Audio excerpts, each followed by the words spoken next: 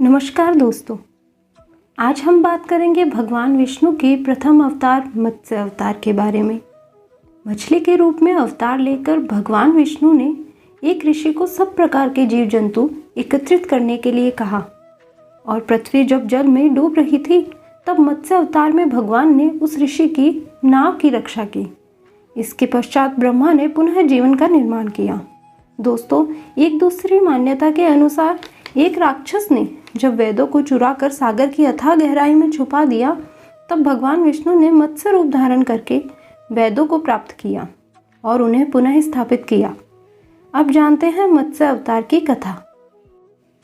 एक बार ब्रह्मा जी की असावधानी के कारण एक बहुत बड़े दैत्य ने वेदों को चुरा लिया। उस दैत्य का नाम हैग्रीव था। वेदों को चुरा लिए जाने के कारण ज्ञान लुप्त हो गया। चारों ओर अज्ञानता का अंधकार फैल गया और पाप तथा अधर्म का बोलबाला हो गया। तब भगवान विष्णु ने धर्म की रक्षा के लिए मत्स्य रूप धारण करके हैग्रीव का वध किया और वेदों की रक्षा की। भगवान ने मत्स्य का रूप किस प्रकार धारण किया, इसकी कथा इस प्रकार है। कल्पांत के पूर्व एक पुण्यात्मा राजा तप कर रहा था। राजा का नाम सत्यव्रत था। सत्यव्रत पुण्यात्मा तो था ही, बड़े उदार हृदय का भी था। प्रभात का समय था, सूर्योदय हो चुका था। सत्यव्रत कृतमाला नदी के स्नान कर रहा था। उसने स्नान करने के पश्चात जब तर्पण के लिए अंजलि में जल लिया तो अंजलि में जल के साथ एक छोटी सी मछली भी आ गई। सत्यव्रत ने मछली को नदी के जल में छोड़ दिया। मछली बोली, राजन, जल के बड़े बड़े जीव छोटे छोटे जीवों को मारकर खा जाते हैं। अवश्य कोई बड़ा जीव मुझे भी मारकर खा जाएगा। कृपा करके मेरे प्राणों की रक्षा करें। सत्यव्रत के हृदय में दया उत्पन्न हो उठी। उसने मछली को जल से भरे हुए अपने कमंडल में डाल दिया। तभी एक आश्चर्यजनक घटना घटी। एक रात में मछली का शरीर इतना बढ़ गया कि कमंडल उसके लिए रहने के लिए छोटा पड़ने लगा।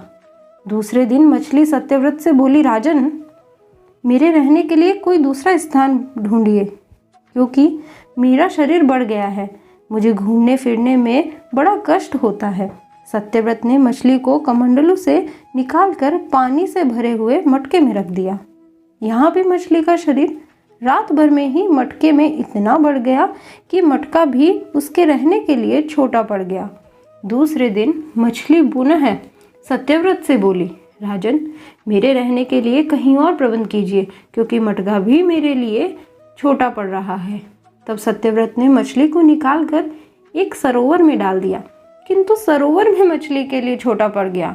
इसके बाद सत्यव्रत ने मछली को नदी में और फिर उसके बाद समुद्र में डाल दिया। आश्चर्य, समुद्र में भी मछली का शरीर इतना अधिक बढ़ गया कि मछली के रहने के लिए वह छोटा पड़ गया।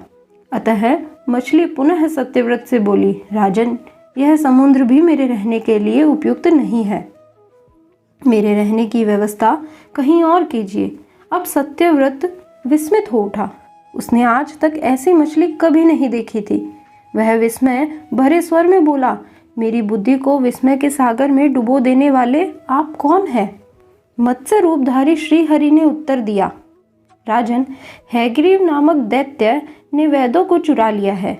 जगत में चारों ओर अज्ञान और अधर्म का अंधकार फैला हुआ है। मैंने हैग्रीव को मारने के लिए ही मत्स्य का रूप धारण किया है। आज से 7वें दिन पृथ्वी प्रलय के चक्र में फिर जाएगी। समुद्र उमड़ उठेगा, भयानक वृष्टि होगी, सारी पृथ्वी पानी में डूब जाएगी। जल के अतिरिक्त कहीं कुछ भी दृष्टिगोचर नहीं होगा। आपके पास एक नाव पहुंचेगी। आप सभी अनाजों और औषधियों के बीजों को लेकर सप्त ऋषियों के साथ नाव पर बैठ जाइएगा।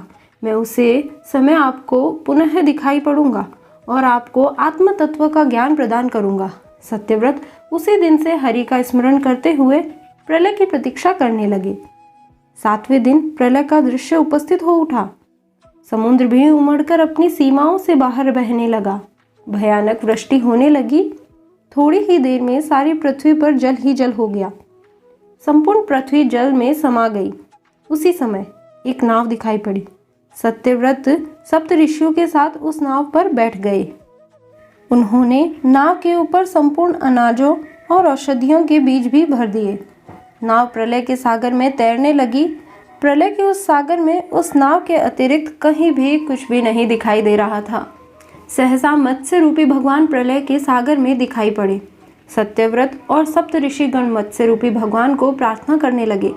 भगवान से आत्मज्ञान पाकर सत्यव्रत का जीवन धन्य हो उठा। वे जीते जी ही जीवन मुक्त हो गए।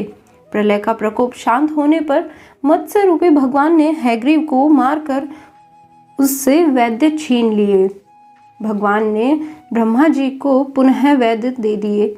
इस प्रकार भगवान ने मत्स्य रूप धारण करके वेदों का उद्धार तो किया ही, साथ ही संसार के प्राणियों का भी अमित कल्याण किया। राधे राधे।